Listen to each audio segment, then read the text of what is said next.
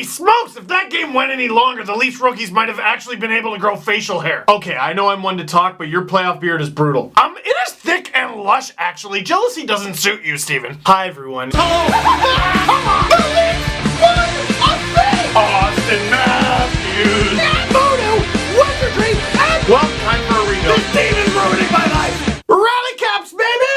Leafs win 4-3 in double overtime. I said Leafs win 4-3 in double overtime over the Washington Capitals. And to celebrate tonight, we are going to shoot 2 LFRs. I'm just kidding. Sorry, guys. You can't have everything that you want. For example, if you're the Washington Capitals and you wanted an easy first-round sweep over the Toronto Maple Leafs. Let's get through this game. Last video was ridiculous. 13 minutes, how dare you? I don't know. No promises. Look, when I make these videos, I never know how long they're going to be. And that is the beauty of playoff hockey. You have no idea how long that game is going to be. Regular season, hey, when's the game going to be done? Sometime around 10. In the playoffs, hey, when's the game going to be done? When the game is done. First period, very different pace to this game. The Leafs weren't dominating, they weren't high-flying off the top, but neither were the Caps. Because, of course, the Leafs lost game 1. You know that by now. It's very well documented. They lost it in overtime. Tom Wilson scored that goal. Ew. But while I was trumping it up as a moral victory, despite the fact that there are no moral victories in the playoffs, a lot of Caps fans were going, well, you might have kind of woke up the bear. The beast is awake now. Whoo! Woo! The Holt Beast? He's in the drawer still. Very even. A few big saves from Freddie, a few big saves from Holtby, Leafs getting some chances, Caps getting some chances, back and forth. Almost like 2 playoff teams belonging in the playoffs and playing each other. Anyway, question of the game right off the bat. Was that the game of Jake Gardiner's career? Over 40 minutes, and he had no idea it was going to be 40 minutes when he started this play. Forwards ain't getting it done. Leroy! Crazy spin at the blue line, coming in, he's about to shoot. Oh, he lost the puck, but he's just sucking in all that attention, and you leave JVR alone in front. Why would you do that? Woo! Playoff JVR has arrived, snipage, and it is 1-0 Leafs after 1. Hey, again, no moral victories, no. But for the second straight game, out of 2, the Leafs win the first period. Does that mean something? In the grand scheme of things, not really.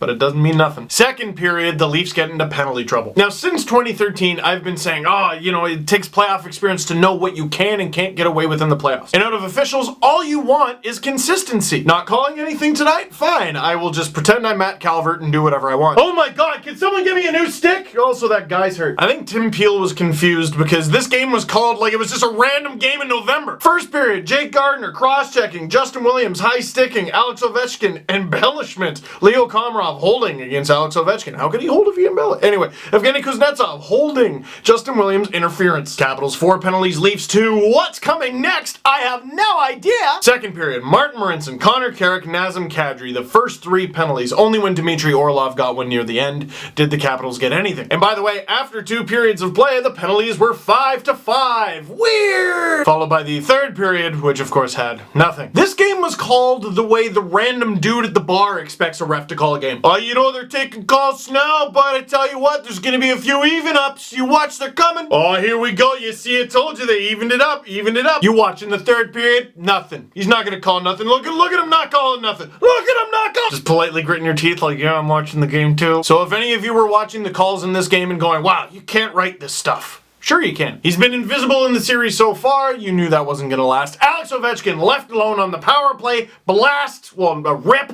And it's now 1-1. Now, when Caps fans were talking about awakening the beast, that is the beast I was afraid of awakening. Leafs hold him to just 3 minutes in the first period. It's a joke. They're doing a great job. Give him an inch. There you go. This time with Connor Carrick and the boss, Andrei Burakovsky, does a great job of starting the play on the rush, and now the Capitals have the Leaf zone. With just 9 seconds remaining in the kill. 9 damn seconds. John Carlson fires it on through traffic. Freddie can't see it. And it's now a 2-1 Caps lead. Which, again, no moral victories in the playoffs, but is that not the Capitals' first lead of the series halfway through the second game? Wait, you guys trading notes with the Blackhawks or what? And then arguably the turning point of the game. Evgeny Kuznetsov. Right in Roman Polak's face. Now let me cut off what you think I'm gonna say right away.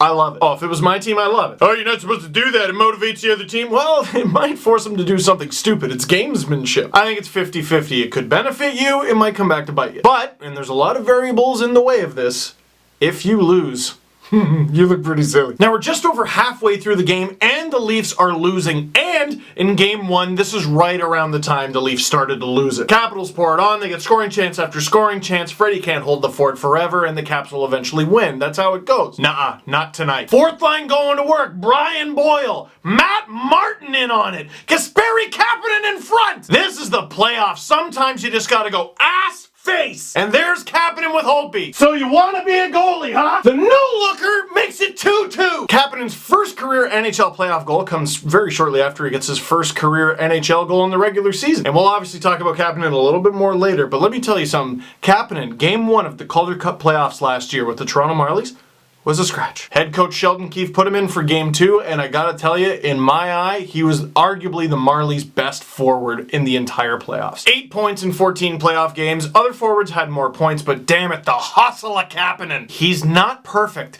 but he's got the skill. He's got the scoring touch. He can play on the penalty kill, and he's got the hustle. There is a player there. Not to mention he's 20 and doesn't turn 21 until July. But wait, there's more. Just over 30 seconds to go in the period, Capitals penalty. There's that even up call. Thank you. It's very loud. But thank you. And the Leafs go to the power play. JVR crazy between the legs thing that he always does, but it doesn't work. Marner hustles to the corner, keeps the play alive. Gives it to Riley. Waits.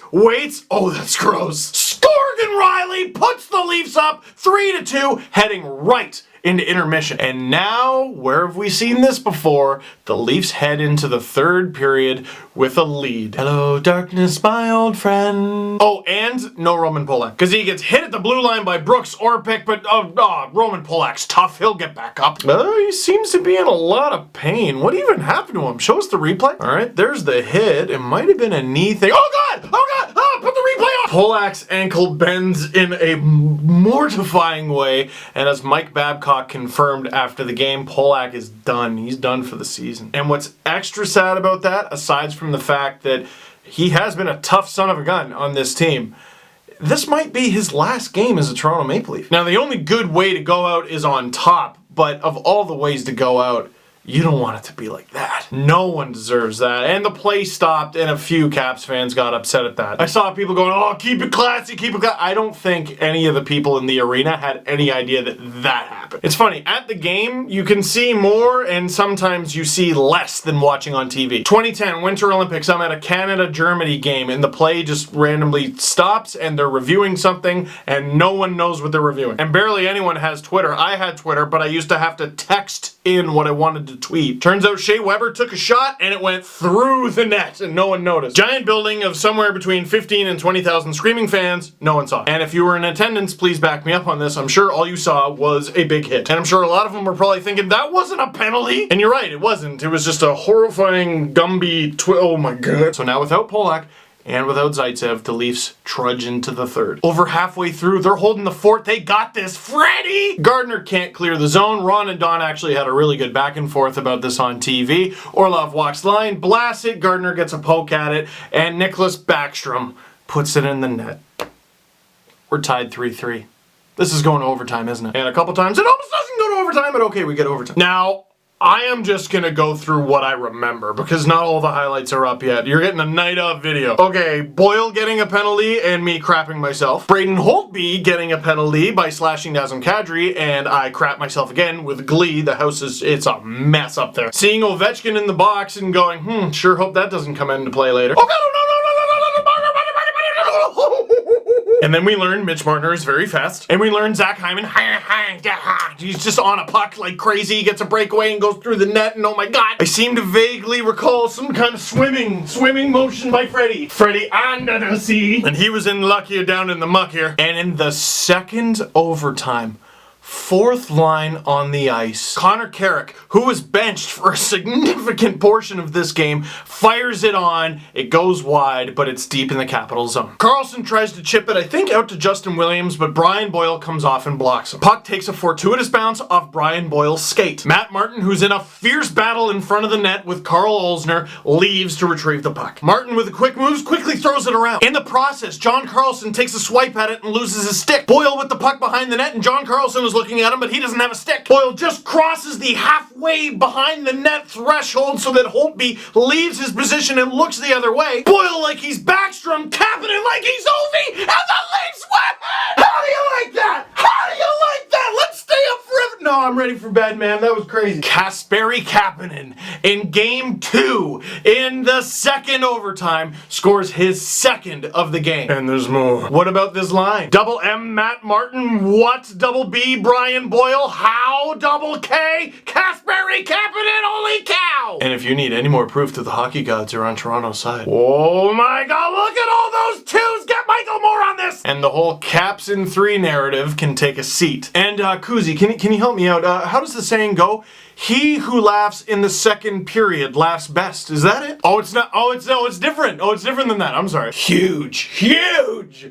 But just one game. If the Leafs are going to move on, if they're going to slay this dragon, this unbeatable team, they got to do it 3 more times. And you don't get infinite chances. You have to beat them 4 times before they beat you 4 times. There are no moral victories in the playoffs. How about this one? This game just felt different. I knew the Leafs were going to win. And even if they didn't, this is why I wanted them to play the Caps, guys. You're like, oh, Steve, you're crazy. Believe me, I know. I watched game 2 of Sens Bruins today, and I'm just like, oh my god, the Leafs could totally take both of these teams. But I wanted the Leafs to play the Caps because all the great teams in the NHL, in their first year in the playoffs, they had to get kicked around a bit by a pretty good team. The Capitals? Okay, yeah, they're a pretty good team. Why not? Why not take them on? You want to be the best one day, guess what? You got to beat the best. Why not find out what the best is? You might find out it's you. And you go tit for tat with them for 3 periods. You take them to overtime for the second straight game, so you know what a playoff overtime is like. You're in double overtime with the Washington Capitals. You're learning every second.